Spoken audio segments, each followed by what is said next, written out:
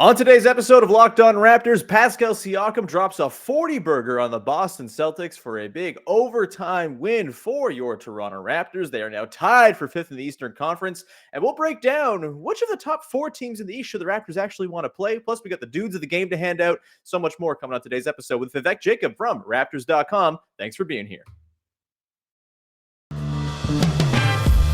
You are Locked On Raptors, your daily Toronto Raptors podcast, part of the Locked On Podcast Network, your team every day.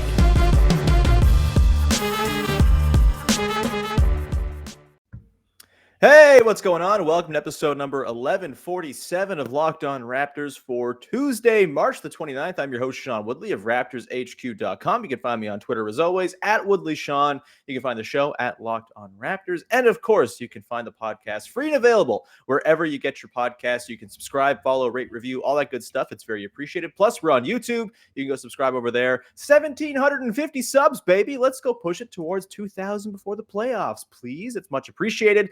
Whenever you support the show. However you support the show, thank you so much. And as always, a big thank you for making us your first listen of the day. All right, on today's show, we have a very stressful, frustrating, annoying win for the Raptors over the Boston Celtics, the very depleted Boston Celtics to dive into. Pascal Siakam with 40 points, some interesting lineup stuff, including Thad Young's emergence within the team and the rotation. We're going to dig into all of that with noted radio personality, Vivek Jacob, who was not around yesterday. It's not the only reason we didn't do a podcast yesterday. There were some other scheduling factors that piled up. However, I'm nothing without a Big V Monday. So here we are, Big V Tuesday. How's it going, pal? It's going good, man. Minus the Evan Scott experience that I could live without. Fun game, super fun game. Obviously, Celtics shorthanded. But hey, Celtics came out, played hard. We're knocking down shots. And, you know, it was one of those nights where you needed the best player on your team to be the best player on the court. And Pascal was incredible. Yeah, I mean, that was kind of what I wrote in my recap last night is like it was a game where a lot of things went wrong for the Raptors. They had very few guys kind of on top form. And because they had the best player in the game by a pretty healthy margin, they ended up winning the game, which is how that works when you have very good players on your team. We'll take 1 second now to talk about refs and just get it off our chests. I'm not a ref talk person. I frankly could not care less. I find even last night when it was very clearly the refs were kind of missing the boat a little bit, I found it a little bit overwrought on the broadcast, the constant complaining about the officiating, the putting Evan Scott on blast, as you just mentioned. Maybe it was deserved. But it was a really, really poorly officiated game last night. And I think it's kind of impressive that the Raptors pulled it out, considering there was a 28-15 foul disparity. And look, I'm not someone who thinks like fouls need to be equal. Obviously, teams do things to draw fouls and prevent fouls and not take them. And some teams are better at it than others. The Raptors are, of course, a pretty notoriously high foul team. But when you watch a game like last night, where it is intensely competitive, physical as hell on both ends, Marcus Smart is literally on one of the teams, and you have the Raptors kind of living at the rim because they had to in this one. It was a pretty insane foul disparity. I'll give you like 15 seconds, 30 seconds to expand upon this, Big V, before we move on to more important things. But I know Raptors fans are feeling very heated about it today, so I wanted to at least acknowledge that, yes, you are heated for good reason.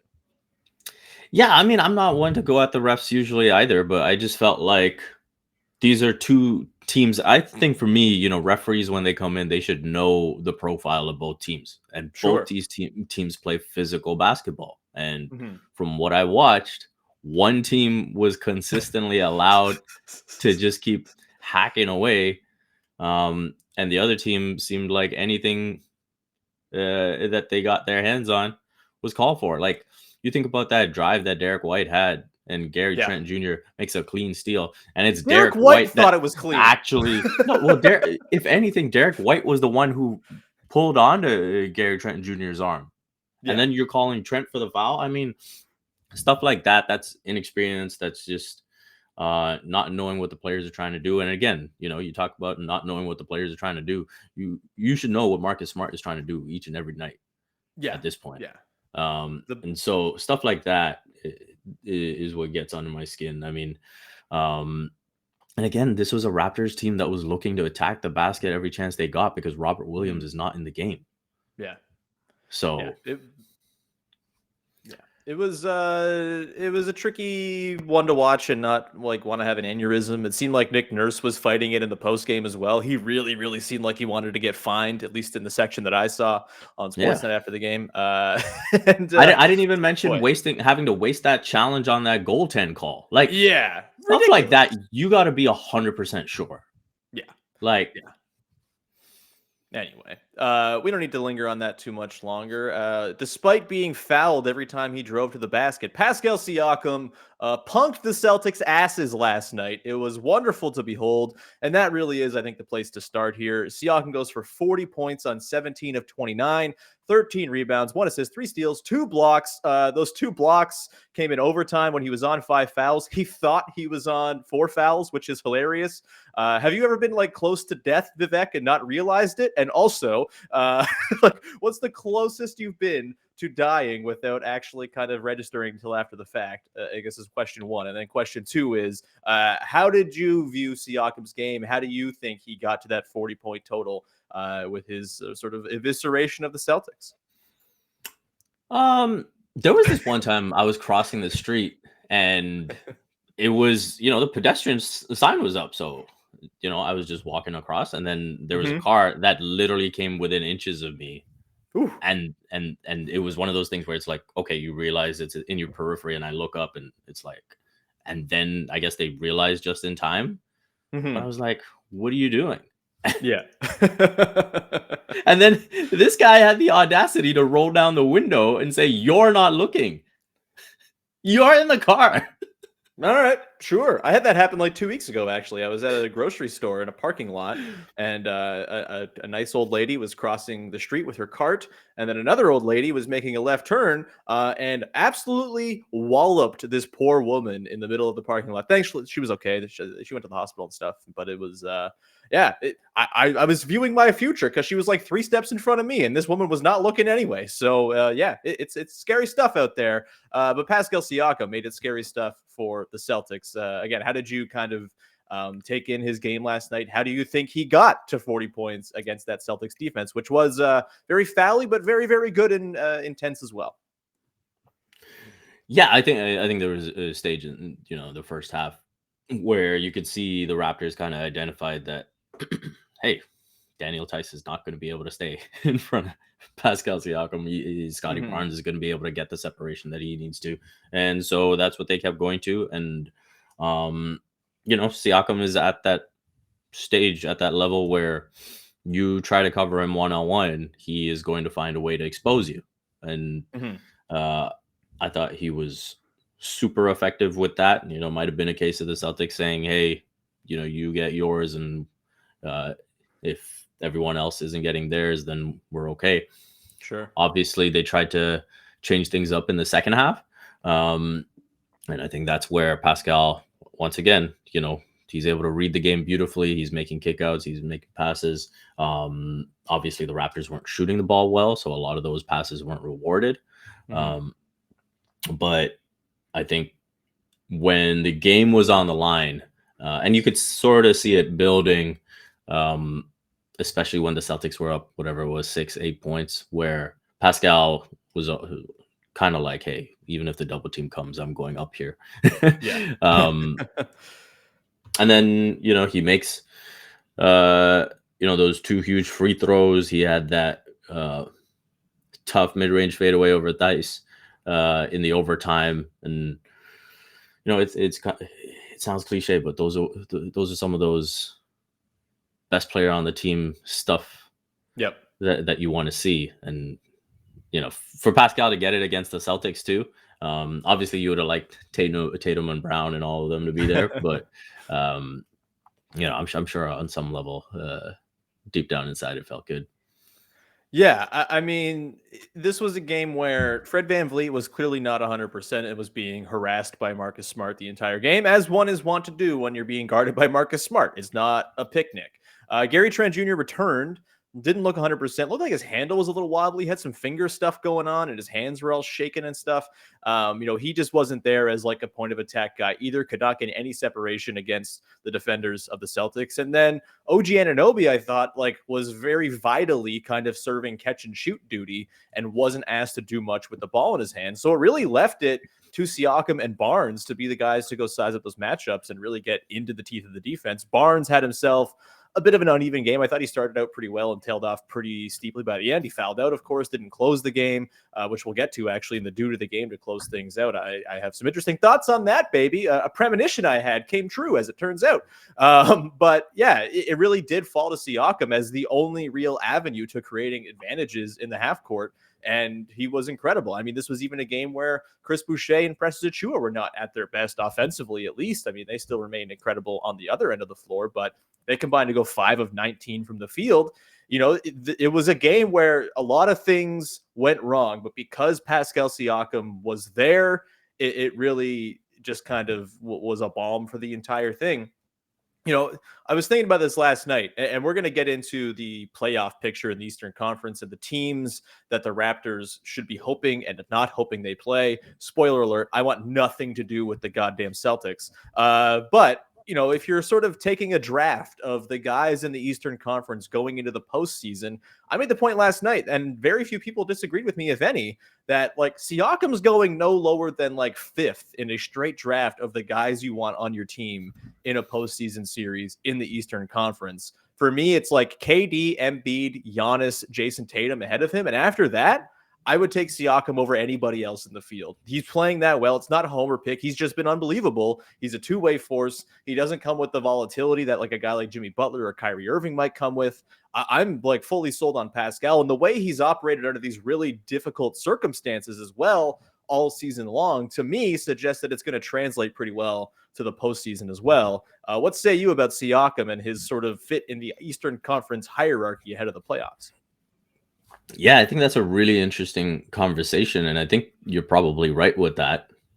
Those 4 guys being ahead. I'm just looking at the teams in the East, and I don't think there's anyone that you'd really anyone else that you would put ahead of him. So, right. Yeah, I mean, James Harden at his very best probably enters the conversation, but he hasn't been at his very best in a little while. So. That's the only name that I would really look at. But yeah, again, it comes back to how well Pascal is playing, and we go back to the defense, right? Yeah. What he's able to do, sort of marshaling the back end of the defense and understanding when he needs to contest at the rim, when he can sort of help over and all those sorts of things. It's huge for what this team tries to do on that end of the floor. And yeah, I don't know if we're power ranking possible opponents, but I think the Raptors will be very happy going in with Pascal Siakam as their guy. 100%. I can't agree with you more than that. We are going to continue on here and finish up. We're going to go into that very conversation about the slot in the Eastern Conference the Raptors find themselves in and the teams that they could come up against. But first, I want to tell you about our friends over at, we got it here. Give me 1 second here. I've got it. Hold on. I'm having some issues with our ad calendar today. Please bear with me. Bet Online, baby. We love our friends over at Bet Online. After months of playing, college basketball has determined the top teams for the Final Four and will determine this year's national champion this coming weekend. Bet Online is your number one source for all your betting needs and sports info ahead of the Final Four. From the latest odds, contests, and player props, you name it, Bet Online remains the best spot for every bit of information you might need. To get podcasts and reviews for all the leagues this season as well to help you make informed betting decisions. And it's not just basketball. Bet Online is your continued source for all of your sports wagering information needs. You get live betting, Vegas casino games, and all the other sports under the sun. Go check them out. Head to the website today. Use your mobile device and learn more about the trends and the action at Bet Online, where the game starts. And we continue on here with your first listen of the day, diving now into the Eastern Conference and the morass that has formed at the top of the East. The top 4 teams separated by exactly one game. The Heat up top with the Bucks, the Celtics, and the Sixers all in the 3-4-5.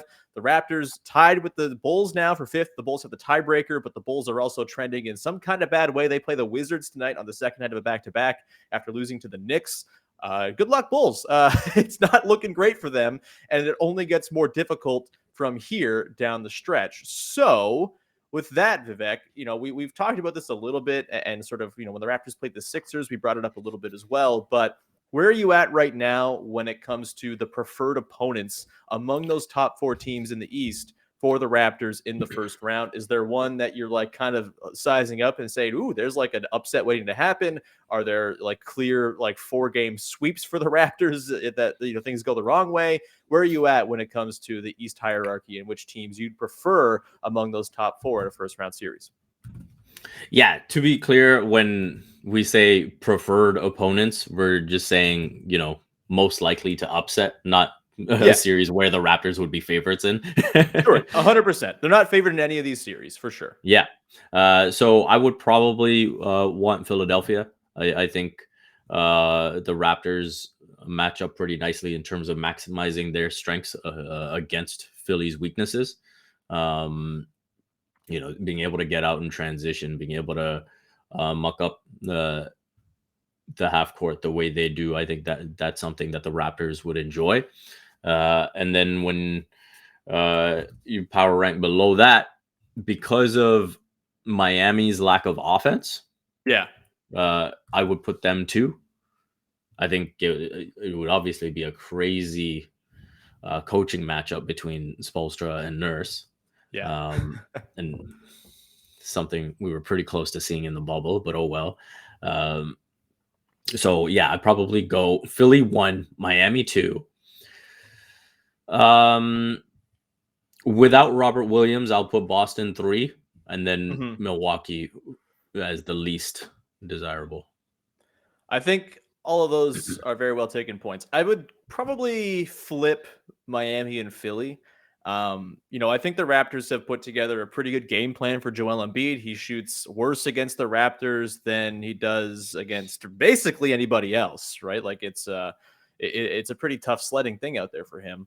But over the course of a 7-game series, I worry that maybe Joel Embiid figures it out. Maybe the Sixers figure it out. That's putting a lot on Doc Rivers to make in-series adjustments, which maybe hasn't been a strength of his in the past. But Embiid scares the hell out of me. And I think it's smart to have a healthy respect for that guy, even though the Raptors have had some success. And the Heat, I kind of just wonder. It's always going to be troublesome going up against a team that has Kyle Lowry on it because he kind of is a maniac. And I'm sure there will be another level for him in the postseason. But Jimmy Butler can't shoot. He shot like 18% from 3 this season. He hit 3 threes last night, and Heat Twitter like melted down with joy and surprise. Like he's been pretty rough. He's obviously, been a sort of a loud figure the last week or so with the Eric Spoelstra stuff. I don't know if that matters at all. But I also just kind of think that team as it stands, this was my issue with them in the bubble season. And hey, they overcame it. I do think the bubble had a lot to do with things, and it was kind of a weird Eastern Conference that season, whatever.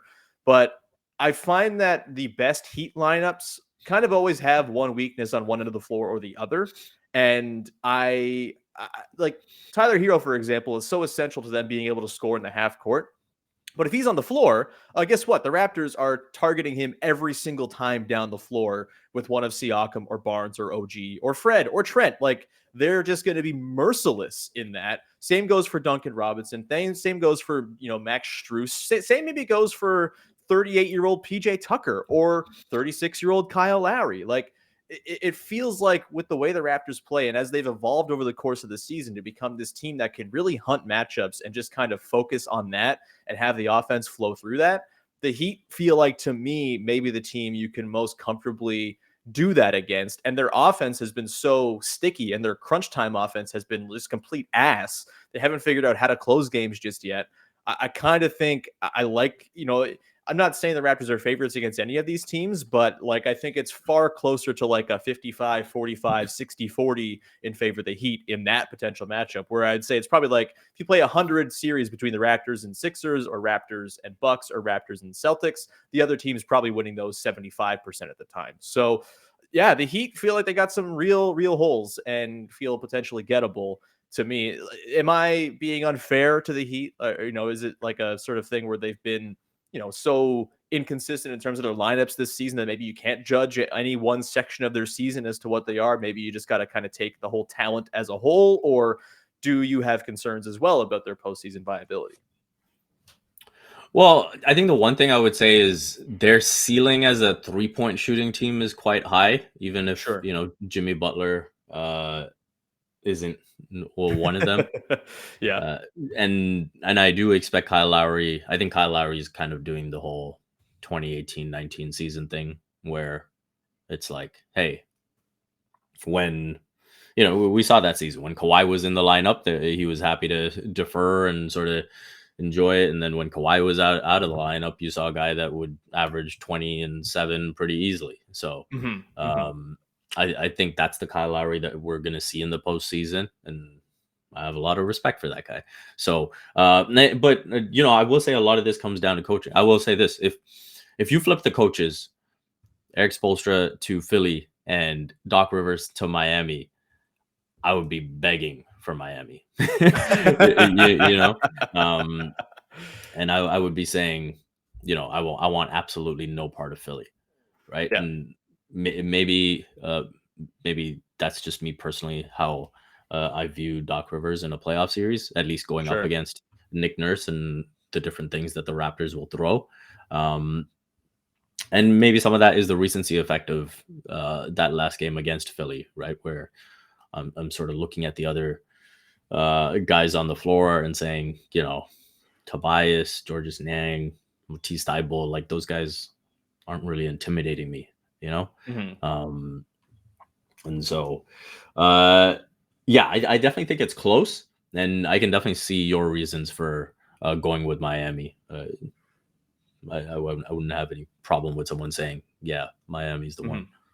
I mean, I think it's pretty clear that Boston and Milwaukee are the two you don't want. They are scary as hell, man. Like I've been begrudgingly respecting the Celtics all season long, or ever since they made this turnaround, and it pains me. But like, they're undeniably excellent. Ime Udoka, very clearly an amazing coach. Like that team last night.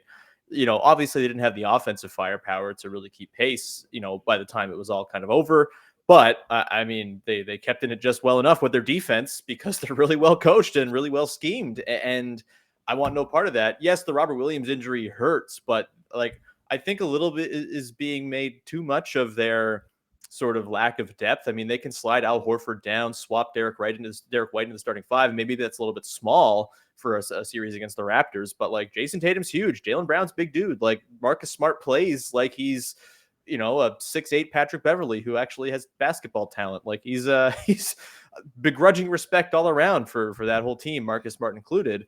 And so, yeah, the Williams thing hurts. It might put them into third for me because they don't have Williams, but I still want no part of that team. And then the Bucks, I mean, like the Raptors probably boast more guys to throw at Giannis than anybody else. And I'll actually get into that a little bit in my next thought in the due to the game section as well. But like the Bucks are just they are overwhelming at times, and Giannis is still really hard to sort of figure out, and you barely figure him out when you have Kawhi Leonard on your team and win a series that way. Like without a guy like that to sort of carry the day offensively, and hey, maybe Pascal can do it. He's been really excellent against the Bucks this season. The Raptors have had their number, but in a postseason series, I want no part of Giannis either. And Drew Holiday's incredible. Feel like he's going to give Fred VanVleet's going to be in jail with Drew Holiday on him for a whole series. That kind of takes away that source of offensive creation. It's a tricky one, man. Any lingering thoughts on this whole top of the East before we move on? No, I think we've covered it all. Yeah, I think my main take here is I'm loving this back part of the season because it feels to me like a baseball pennant race. The play-in is good, even if the Raptors end up in it. The whole concept of it is amazing, and it creates these like mini races throughout the conference. There's like the concerns about getting the Nets in the first round if you're the top level teams. So are they going to try to tank down to 3 and 4? It's just so juicy, and I love it. And this has been a fantastic addition to the NBA season and the way things are playing out. We're going to continue on here. We're going to hand out the dudes of the game, not only for last night's game, but we still have yet to give it out for Saturday's game, the Fire game, baby. We're going to talk about that in just 1 second here. But first, I do want to tell you about our friends over at Rock Auto, where they are saving you money on car parts. Whatever part you might need, they are here to find you a cheaper option than you're going to get from your local chain store or your mechanic or your Canadian Tire or whatever the hell it might be. They are not offering you parts with the same selection and the same prices that Rock Auto is offering. Please go and check them out. They are a family business. They've been doing it for 20 years, and they are here to help you and make it so you're in the position of power when you go to the mechanic. Oftentimes you'll go, your car's messed up, you're stressed out, like it's your way to get around the world, and you're concerned, and you're just going to pay whatever it is they say the part that you need costs. Instead, go to Rock Auto, get the part you need, bring it into the mechanic and say, hey, put this in. I'll pay for the labor, but not the part. That's the way to do it. Go to rockauto.com right now. See all the parts available for your car or truck and write Locked On in their How Did You Hear About Us box to know that we sent you. Amazing selection, reliably low prices, all the car parts you will ever need at rockauto.com. And today's show is brought to you by NBA Top Shot. NBA Top Shot is the future of what being an NBA fan looks like. It's part trading cards, part stock market, part fantasy sports with a built-in loyalty program. NBA Top Shot has evolved trading cards and made it easier to buy, sell, and trade by removing the hassle of card grading, shoe boxes, and binders. Their 24/7 peer-to-peer marketplace lets you scroll through all your favorite players and teams. Once you find the moment you've been looking for, you can buy it in a couple of clicks. And owning an NBA Top Shot moment gets you access to unbuyable once-in-a-lifetime experiences. For example, last year, Top Shot flew out a group of fans to Phoenix for Game 5 of the NBA Finals for having Phoenix Suns moments in their collection. The following week, Top Shot flew out a group of fans to New York for the NBA Draft, and these collectors got to have dinner with 4 future first-round picks the night they were drafted and play basketball with the New York Knicks' Obi Toppin. My dream is to be dunked on by an NBA player. That sounds like a lot of fun. Go to lockedon.nbatopshot.com to start building your collection today. That's lockedon.nbatopshot.com to start building your collection today. And we continue on, rounding out your show here, your first listen of the day with Vivek Jacob from Raptors.com with the dudes of the game for a pair of games over the weekend. Let's begin with last night because that's the one fresher in our minds. And I think there's a couple really good candidates for this one. Vivek, who do you got? I'll leave it to you to choose the dude of the game. I think there's 2 guys who come to mind, but you might have somebody else. Fire away. I am going to go with Precious Achiuwa. I think Precious Achiuwa. Wow. I mean, not who I expected, but I will gladly fire him up here because he goes into the point I wanted to make as well. So we're talking about the Pacers game, right? No, we're talking about last night. Oh, okay. Never mind. Yeah. I thought you were going back. to Saturday. My bad. No, we're going one fresher in our minds. Yes. Okay. No, so then that's my mistake. Absolutely. Raptors, Celtics, I'm going with Thad Young. No doubt about it. Hell yeah, Thad Young. his influence towards the end of the game, just you could see he's picking up defensively in terms of where he can pick his spots to, get a poke in at the ball, help at the right time. Offensively, you can see he's identifying those moments where the offense gets a bit seasick, and he's like, "Hey, I'm a vet. I've got a few moves in my bag, and we'll make something happen." Identifying when it's his turn with the 3, and it's like, "Hey, this is the best shot we're gonna get here. I got to take it." So those little things matter in the crunch time scenarios of these games. He's not, weighed down by the moment or anything like that. So he's someone you can trust for sure. And yeah, it's good to see him have a game like that and close a game like that because, you can definitely envision playoff scenarios where exactly that will be required. 100%. I was really happy with that. I'm glad you picked him. He was my choice as well, secretly hoping you would grab him. And yeah, I think that for me last night, we finally saw like what the best utility of Thad Young is going to be. I've made the point that he's kind of like this year's like a souped up and better version of DeAndre Bembry to this year's team. Bembry was like really effective when he was the 5th option playing next to good players and way overextended as a 2nd or 3rd option, or in some cases a 1st option, sort of being the lead ball handler for last year's team.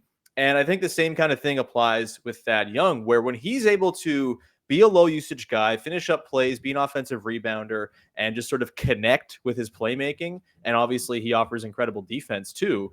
like he fits so well next to higher usage guys. He fits so well next to talented players that I was really, really happy to see his deployment last night. I've made the point I think I made it the day of the trade that I think one of the best Raptors lineups that they can get to this year is going to be Fred with Gary Trent Jr., OG Anunoby, and Pascal Siakam with Thad Young playing small ball 5. You can swap in Barnes for Trent. That's not what happened last night because Barnes fouled out. And I honestly thought it was kind of a bit of a blessing that he fouled out because it just was not working for Scotty last night. And that's fine. He's a rookie. That happens. But Thad Young kind of slotting into that role, it makes a lot of sense to me. He plays that back line sort of small ball 5 position so well, and he's big and he's got big hands and he's blocking shots and he's kind of flying around. He's offensive rebounding. He doesn't like take away from the identity of the team at all, and he adds some new sort of fun connective elements that very few guys on the team can add. And I would add this too. We saw last night the Raptors were not at full steam in terms of all of their guys being on the same page.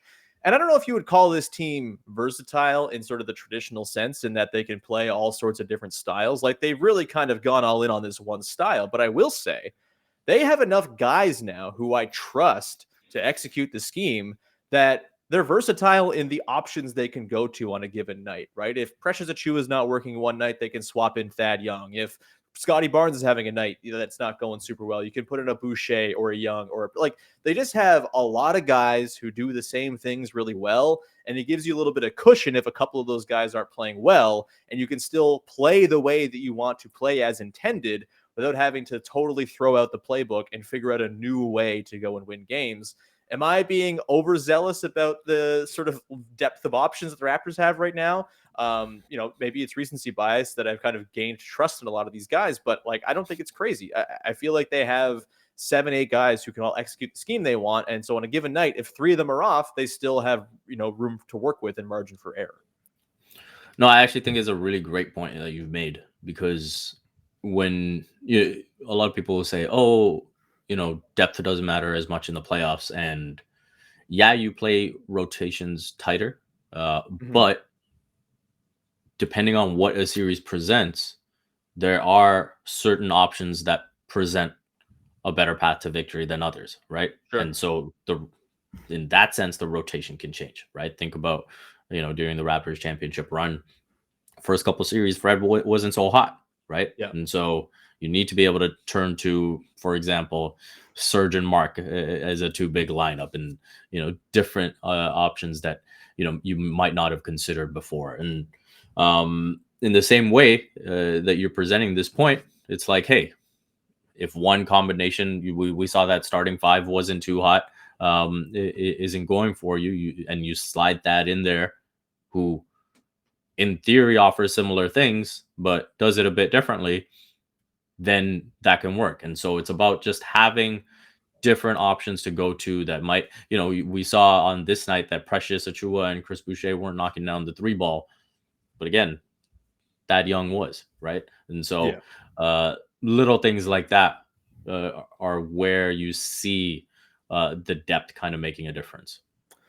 100%. Let's turn our attention to the game we have yet to give it a due to the game for, which was Saturday's Fire game with the speaker catching fire. They finished the game with no fans. Neither of us were in the house, but it seemed like a very odious thing to be sitting through. If you were in the media sitting around, I was just at home watching the game with some friends. It was lovely.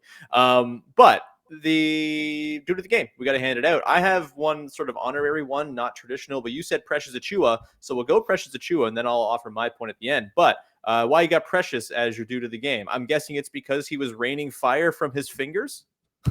Literally. I mean, yeah, I think that's one of those stretches where you're thinking, if he can do that in the playoffs, it can swing a series. Like, just come in and have full confidence in the shot. Precious was talking about how there was a 3 that he didn't take, and during the timeout they were kind of on him about it. And he comes out and it's just triple after triple after triple, swish after swish after swish. And those little types of runs in a game, in a 6 or 7 game series, are often what swings a series. Yeah. Even when I think back to that series in the bubble, like we can go over moments in Game 7, and think about how things could have been different. But that stretch in Game 2 where Marcus Smart is just going off from 3, like that's pretty much what swings the series, right? And so I think, to me, he is emerging as a crucial bench piece, an X factor bench piece, and that type of run in that game just completely settled the issue, right? And so he's my dude of the game. Yeah, I mean, he is really tantalizing, really exciting. And it's not just that he's taking corner threes now, like he's bombing from Yeah. above the break, which kind of changes the shape of the floor and I think opens him up a little bit as a pick and roll option more often too, right? Because there's the threat of him rolling and popping. And maybe that's a way to alleviate some pressure on Fred VanVleet when he's seeing all this attention is, hey, maybe make Precious the screener. He's so dynamic as a vertical option. And obviously the pick and pop thing. Look, we're not sure exactly how good a shooter he is. He's shooting like 43% or something crazy since the All-Star break. So you have to take that for its worth. That's already happened here. And he's at 36% for the season on way more than an attempt a game, like a couple attempts a game. So, I mean, obviously it'll have to be hot in a playoff series and things can go cold and it's going to be his first go through it. Obviously didn't play a ton with the Heat last season and their short playoff appearance. So, it's going to be sort of a guessing game as to what Precious you get, at least when it comes to 3-point shooting in the postseason. But he was bloody incredible in that Pacers game. And every 3 he hits kind of adds to the excitement about what he can be, not only this season, but going forward as well. I would just want to hand out an honorary dude of the game to the entire Raptors broadcast for Saturday, the effort that they put in. Jack and Matt doing like full detailed analysis of the evacuation and the efficiency of said evacuation, the firefighters getting the speaker put out, and then just like the calmness that Matt Devlin always seems to exude when things go haywire. Like he's a damn pro. Jack's a pro. Kayla Gray is an absolute pro as well, ripping them. And obviously that was the Ron Burgundy mix-up game as well, which is just, I think, probably a pantheon all-time Jack and Matt lose their minds on the broadcast moment.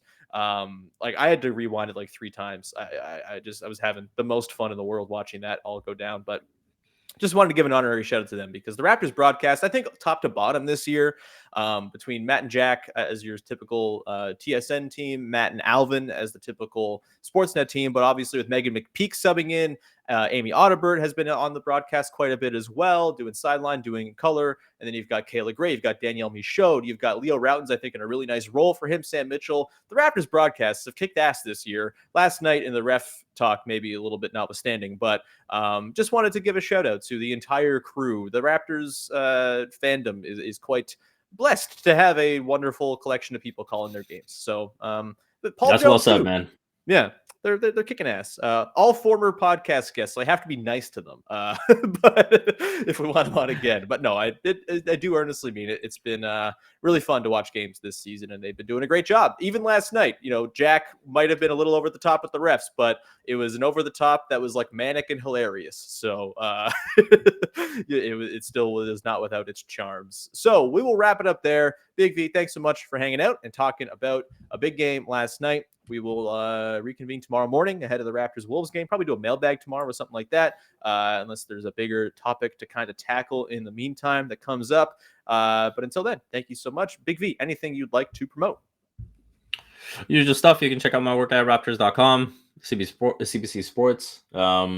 If you'd like to do some catching up on the Canada men's soccer team, you can go listen to this fan soccer show with myself, Jeff Blair, and the latest episode was also with Danny Riccio, and just talking all things Canada soccer. So you can check that out.